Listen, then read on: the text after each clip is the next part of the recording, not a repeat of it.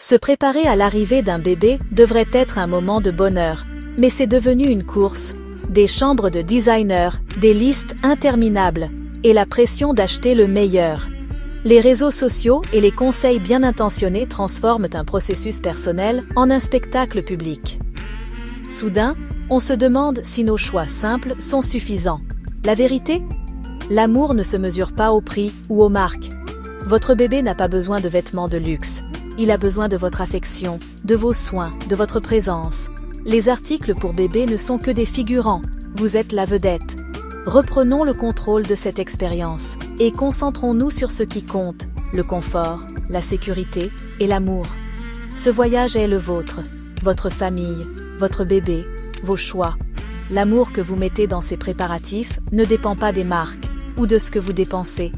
Il est dans le soin avec lequel vous pliez les petits vêtements, dans le lavage délicat des couvertures et dans l'émotion d'une nouvelle vie.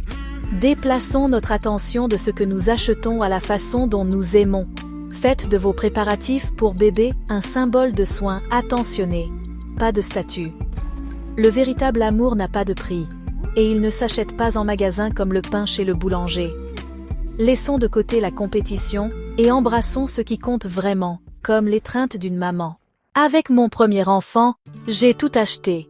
Des gadgets, des chaussures élégantes, une infinité de vêtements. La plupart est restée inutilisée, à prendre la poussière et à me faire sentir dépassée. Le marché vous dit de quoi vous avez besoin, mais la réalité est différente. Pour mon deuxième enfant, j'ai choisi la simplicité, les bases, le confort et l'essentiel. Le résultat, une maison tranquille et un esprit plus serein, libre comme le Christ rédempteur. Moins de désordre a signifié plus de temps pour créer des liens et moins de stress. Se préparer pour un bébé ne signifie pas acheter des choses, cela signifie faire de la place à ce qui compte vraiment.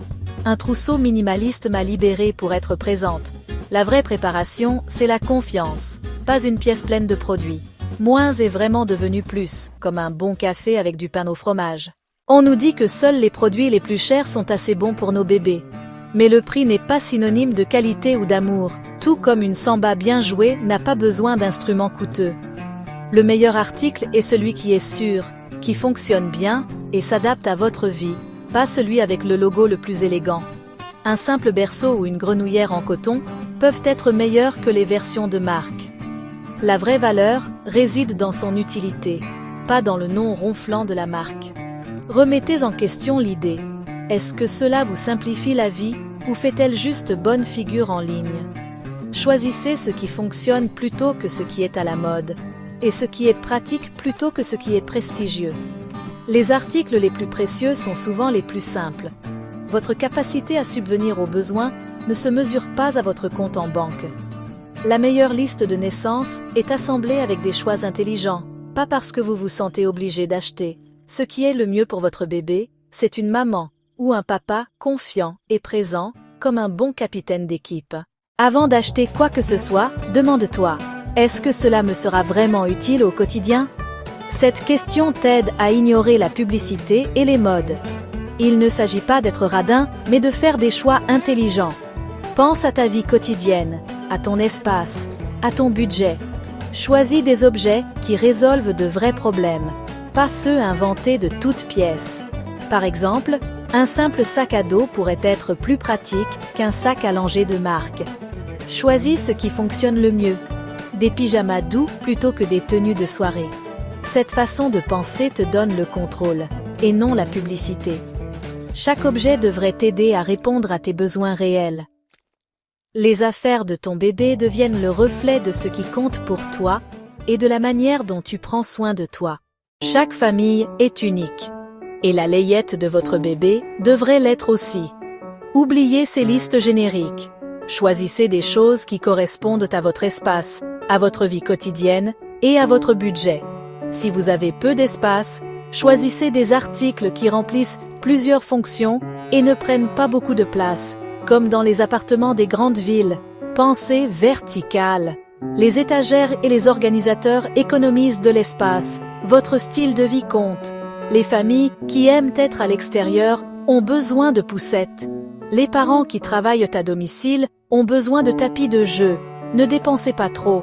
Les articles d'occasion et transmis de génération en génération sont des choix intelligents et écologiques. Les bébés grandissent vite. Les articles d'occasion de bonne qualité sont souvent parfaits. Préparez une layette qui vous apporte la tranquillité d'esprit, pas le stress. Soyez réaliste quant à ce dont vous avez besoin. Être pratique et à l'aise l'emporte toujours, comme une équipe de football bien entraînée. Choisir un chemin plus simple et authentique demande du courage dans un monde de chambres de bébés d'influenceurs. Dire non aux tendances n'est pas un manque d'amour, mais de la force. Fais confiance à ton instinct plutôt qu'aux listes. Ton amour se montre en étant là, pas avec des choses.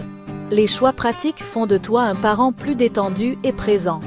Dire non à la pression enseigne à ton enfant la valeur et l'écologie. Ton chemin est unique. Embrasse-le. Célèbre tes choix, qu'ils soient neufs ou d'occasion. Partage tes victoires quotidiennes et soutiens les autres. Le meilleur cadeau pour ton enfant est la confiance en tes propres choix.